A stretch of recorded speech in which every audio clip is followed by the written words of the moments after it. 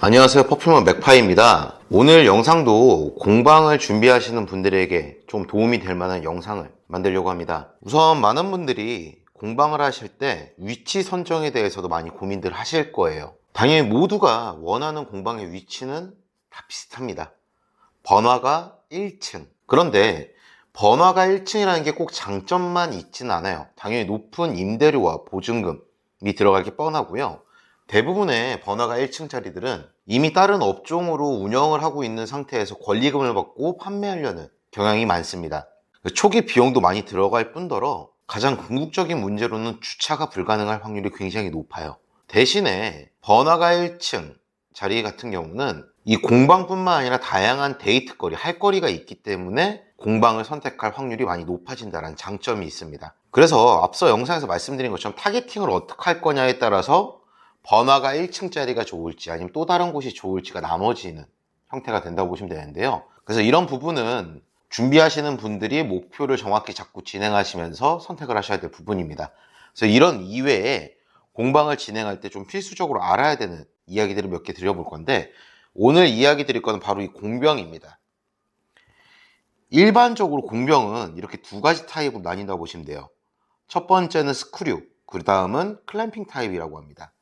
스크류 같은 경우는 말 그대로 정말 그냥 손으로 돌려서 뚜껑을 열고 닫을 수 있는 형태예요.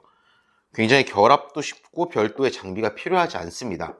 대신에 왜 그런지는 모르겠지만 이 스크류 타입들의 단점은 좀 예쁜 병이 많이 없어요. 그래서 병 자체도 이쁘지도 않고, 그래서 퀄리티 자체가 좀 떨어지는 느낌이 없지 않아 있습니다. 반대로 클램핑 타입 같은 경우는 이런 식으로 스프레이를 고정하고 뚜껑을 닫아서 위에를 눌러주는 형태예요. 그러다 보니까 아무래도 별도의 장비가 좀 필요한 편입니다. 뭐 어떤 분들은 이 구멍 크기가 맞는 병으로 그냥 손으로 찍어 누른다라고 하시는데, 한두 개는 그럴 수 있어요.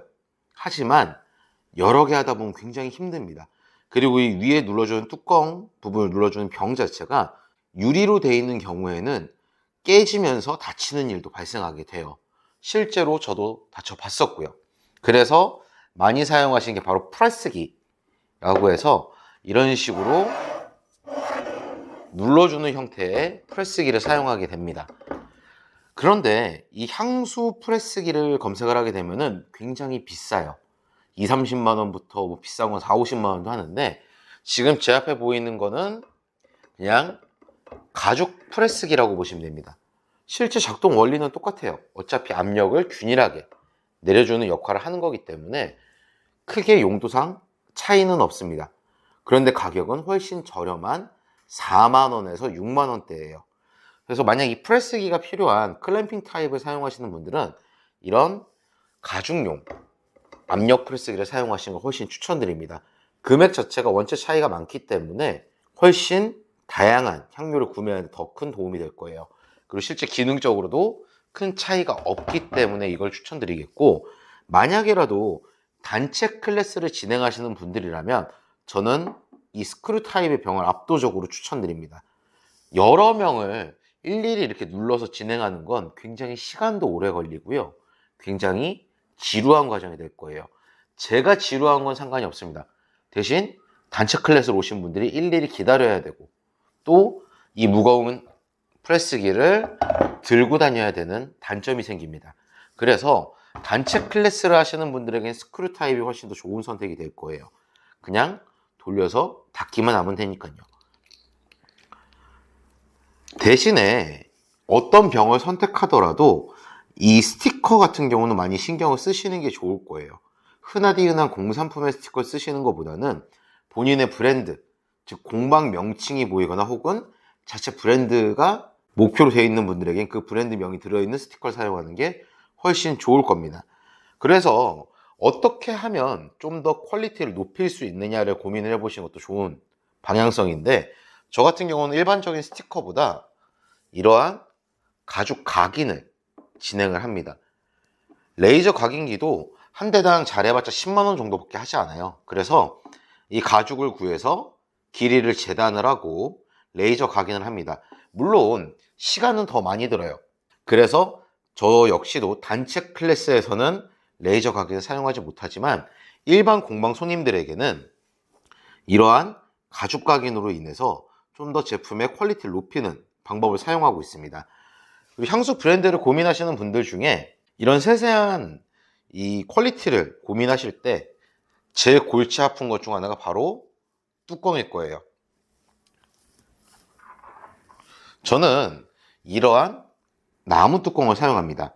이 뚜껑 자체를 이런 식으로 만드는 작업을 추가적으로 진행을 해요. 사실 방법은 간단합니다. 이 금박 스티커를 별도로 주문을 했고요. 금박 스티커를 붙여준 다음에 레진을 이용해서 발라서 경화를 시킵니다. 이렇게 하고 나면은 뚜껑 자체가 확실히 일반적인 뚜껑이 아닌 좀 더 브랜드스러운 느낌이 강조가 됩니다. 개인적으로 이렇게 하나 만들 때 들어가는 비용은 스티커가 약 500원 정도라고 계산하시면 되고요.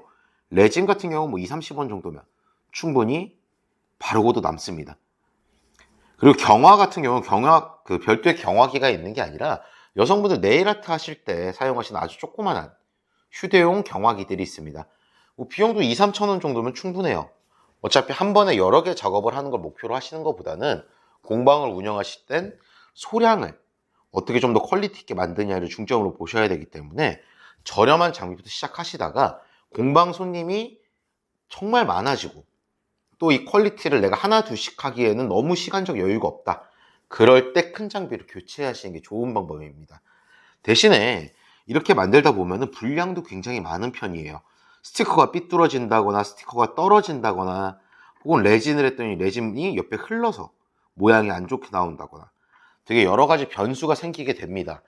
하지만 이 구매하시는 이 원데이 클래스를 예약하고 찾아오신 분들에게 이러한 일반적인 병들, 이런 병 뚜껑보다는 좀 더 확실히 퀄리티 있는 퀄리티 있게끔 제품을 만드는 게 고객분들도 기분이 좋을 거고요. 추후에 여러분들이 좀 더 브랜드화를 진행한다고 할 때 훨씬 도움이 될 겁니다. 물론 그냥 돈 주고 맡기면 되는 거 아닌가 라고 생각할 수는 있어요. 그렇지만 그 돈을 주고 맡기는 거가 나중에 잘 됐을 때는 모르겠지만 초기에는 굉장히 큰 부담으로 다가오게 될 겁니다. 공방 운영도 그렇고 이 향수 브랜드에 대한 운영도 저는 비슷하다고 생각해요. 꼭 성공한다라는 보장이 없기 때문에 잘 안 됐을 때를 감안하고 리스크를 최소화하는 게 가장 중요하다고 생각을 합니다. 그래서 오늘은 이 공방의 위치라던가 특성에 대한 간단한 이야기와 이 향수병에 대한 선택, 그리고 또 필요한 장비, 그리고 제품을 좀 더 퀄리티 있게 만드는 법에 대해서 설명을 드렸고, 다음 영상에서는 아마 공방 준비하시는 분들이나 향료에 대한 관심이 있는 분들이 제일 궁금해 하시지 않을까 하는 향료 구매처에 대해서 한번 이야기를 해보려고 합니다. 저희가 지금 거래하고 있는 거래처는 한 4~5군데가 되지만 실제적으로 영상으로 공개할 곳은 한 2곳에서 3곳 정도를 제가 오픈하게 될 것 같아요. 그곳에 있는 향료들만 전부 갖고 계셔도 향수 공방을 운영하는 데 전혀 지장이 없을 거예요. 그 3곳만 하더라도요 200개가 넘는 향료를 준비해야 될 겁니다. 그리고 똑같은 향이더라도 왜 다른 제조사도 컨택을 해봐야 되는지도 이유를 말씀드릴 거기 때문에 아마 향료 쪽에 대한 호기심이나 궁금증이 있는 분들은 다음 영상도 꼭 시청해 주시기 바라겠습니다. 이상 퍼퓸어 맥파이였습니다.